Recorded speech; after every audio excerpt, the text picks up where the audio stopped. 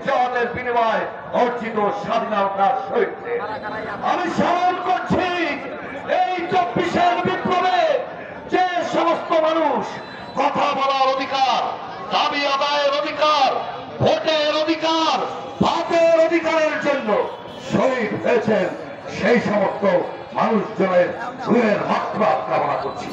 আমি রুহের মাগফিরাত কামনা করছি সেই দীর্ঘ 17 বছর জাতীয়তাবাদী দল সহ গণতান্ত্রিককামী মানুষরা যারা স্বৈরানী শেখ হাসিনার বিরুদ্ধে লড়াই করতে গিয়ে শহীদ হয়েছেন, দ্রব্যমূল্য ঊর্ধ্বগতির প্রতিবাদ করতে গিয়ে, বিদ্যুতের প্রতিবাদ করতে গিয়ে, ভোট চুরির প্রতিবাদ করতে গিয়ে, সেই সমস্ত মানুষকে প্রিয় বন্ধুগণ আজকে একটি ক্রান্তিকাল আমরা অতিক্রম করছি। দেশের উপর একটি ছায়া, অন্ধকার ছায়া নেমে আসছে, তারা বাংলার পতাকাকে খামচে ধরতে চায়। 1971 মহান মুক্তিযুদ্ধকে তারা অস্বীকার করে, 1971 মুক্তিযুদ্ধ তারা অস্বীকার করে, বাংলার জমিনে তাদের ঠাঁই হতে পারে না। স্বৈরাচার আর রাজাকার মিলেমিশে একাকার। স্বৈরাচারের শেখ হাসিনা 28 লক্ষ হাজার কোটি টাকা লুট করেছে, সে পালিয়ে গেছে, কিন্তু তাদের লেজির মুক্তি করার জন্য এদেশের ভোট ব্যবস্থাকে যারা মানতে চায় না, আমরা শ্রদ্ধা জানাই ইউনূস সরকারকে।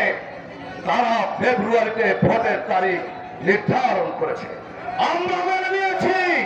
এর বাইরে কিছু হলে বাংলার জমিনে কোনো কিছু আর মানা হবে না। আমরা আজকে প্রমাণ করে দিয়েছেন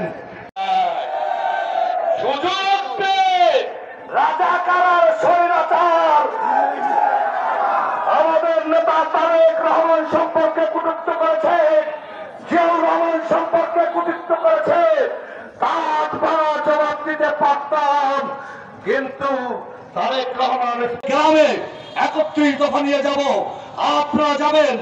আপনারা সেই ব্যক্তি যারা লড়াই করেছেন, যারা সংগ্রাম করেছেন, আজকের এই দিনে 1 বছর আগে স্বৈরাচারী শেখ হাসিনা পালিয়েছে, তাদের প্রতাপতারা পালায়নি। আইন শৃঙ্খলা রক্ষাকারী বাহিনীকে বলবো যেন কোনো সাধারণ মানুষকে ধরবেন না, ধরবেন না। শীর্ষ সন্ত্রাসী যারা সন্ত্রাস করেছে, যারা পিরোজপুরে সন্ত্রাস নৈরাজ্য লুট করেছে, তাদেরকে গ্রেফতার করুন। 17 বছরে ভয়ে ভয়ে ভীত সন্ত্রস্ত হয়ে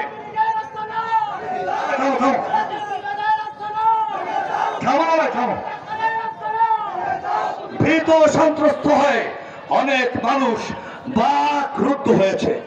এই বাকরুদ্ধ হয়ে কোন জায়গায় তারা কথা বলতে পারে না। যখন স্বৈরাচার তাদেরকে ডেকেছে বাকরুদ্ধ